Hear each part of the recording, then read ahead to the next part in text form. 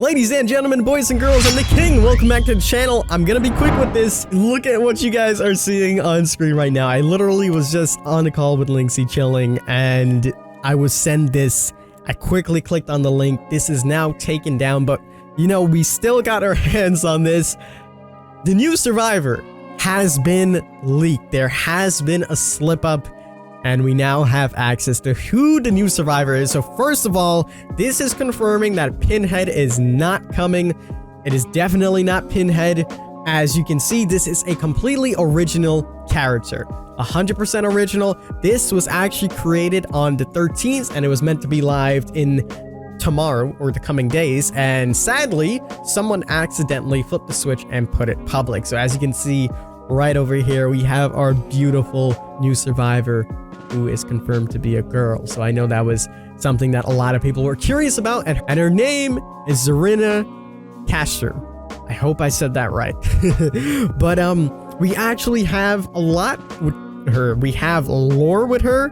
We have the full image of her, and let's take a look at it and read her lore. This is probably what we're going to get when we read her character description as well tomorrow. So we'll go ahead and zoom in and take a look at this and read her story. So let's go ahead and do that. Growing up in a Labranci household in Brooklyn, Zarina struggled with two unique cultural identities. She felt this cultural difference painted a target on her back. To avoid ridicule and bully, she observed what popular kids liked and learned to project the image they preferred. At school, she would go by the name Brina, dye her hair lighter, and trash foreign lunches. At home, the news channel was always on. Urgent reports of injustice captivated Zarina, inspiring her to produce her own stories.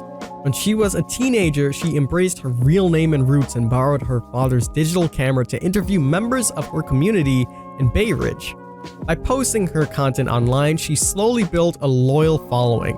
Each week, she picked a new issue and challenged people to speak their mind on camera. When she heard a rumor that a fast food restaurant owner was exploiting workers, she decided to go undercover and produce a hard-hitting film. She modified her look, faked an accent, and secured a waitress position at the restaurant. After 3 weeks of unpaid work, she was fired for demanding her paycheck. To retaliate, she posted clips of the restaurant's owner's abusive behavior, and within hours, the news had picked up her story, but somehow spun it to create sympathy for the restaurant owner. Embittered by this experience, Zarina committed to become an independent producer and filmmaker. Her first feature film was for a competition at school inspired by an English poem about Soku and Vanzetti, controversially executed for murder. Her first film won first prize and launched her as an uncompromising documentary filmmaker. Months later, her work would turn upside down. A public video surveillance filmed her father carrying 2 coffees at the street corner a few blocks from home.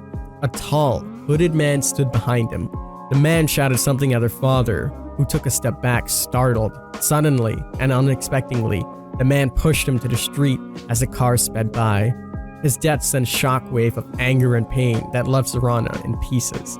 The perpetrator, Clark Stevenson, was soon arrested and incarcerated for manslaughter. Zarina became obsessed with Clark, his gang, IR-28, his short prison sentence, his apparent lack of remorse.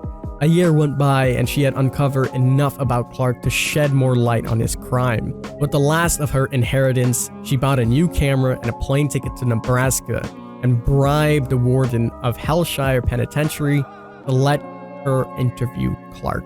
She filmed her first meeting and asked him about her father and his gang and the violent tendencies. Clark refused to talk, but in weeks that followed, she used her research to push his buttons and finally get a confession of a premeditated crime. Zarina's film became a tribute to her father and a trail of blood left by gang violence.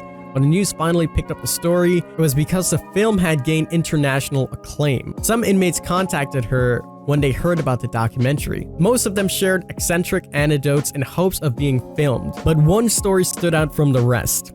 An entire wing in Hellshire Penitentiary was sealed off because of the Mad Mick Massacre. The official story was an Irish outlaw had heartlessly slaughtered the warden and his guards. I also just realized my camera died, so we will carry on without it. From working on her Soko and Vanzetti films, Zarina knew that the official story hasn't always been true. She investigated Hellshire's records and found an Irish-born inmate sentenced to 15 years for assault 1860. According to the penitentiary's blueprints, the sealed-off wing was part of Hellshire's original infrastructure. If she reached the seal section, she could shed some light on the Mad Mick story. All she needed was a way in. The next morning, she was joining the Hellshire Penitentiary walking tour.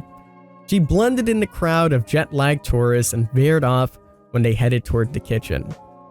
She memorized the blueprint and knew exactly where to go and how to avoid surveillance cameras. An unexpected security detail nearly cut her investigation short, but she was able to hide under an old, dusty prison bed. When the guards disappeared, she continued her search and finally found Mick's cell. Entering the dark, dilapidated cell, Zarina ran her hand across the old brick wall. Her fingers felt a marking on the trace of the letters, Death to Bayshore. A loose brick fell, revealing a gap. She inserted her hand. Fingers landed on a piece of cold, cracked metal. She fished it out. An old, rusty wrench. A damp chill ran down her spine, and she looked down. A man lay at her feet, bleeding, his limbs contorted, and his eyes, dark and terrified, her father's eyes. A pool of crimson blood on black pavement. Paralyzed, black fog filled the cell, and she shut her eyes to push these nightmarish visions out of her mind. See you in the fog, the Dead by Daylight team. Holy crap. So this kind of reveals the identity of the killer as well. Obviously, we know who the survivor is. This also kind of reveals the map. It's going to be a prison type of map, maybe something similar to Alcatraz. And we know the killer is going to use a wrench as their weapon. We also know that they were a murderer that murdered literally everybody there. So it's going to be really interesting. Irish-born killer, going to be using a wrench. We're going to be on a map that is in a prison-themed thing, and we now know our survivor. This is amazing. I hope you guys did enjoy. Make sure you subscribe. Stay tuned for the actual reveal of this tomorrow, and we'll see you guys in the fog. Take care, everybody. I tip my crown to you guys, and we'll see you tomorrow.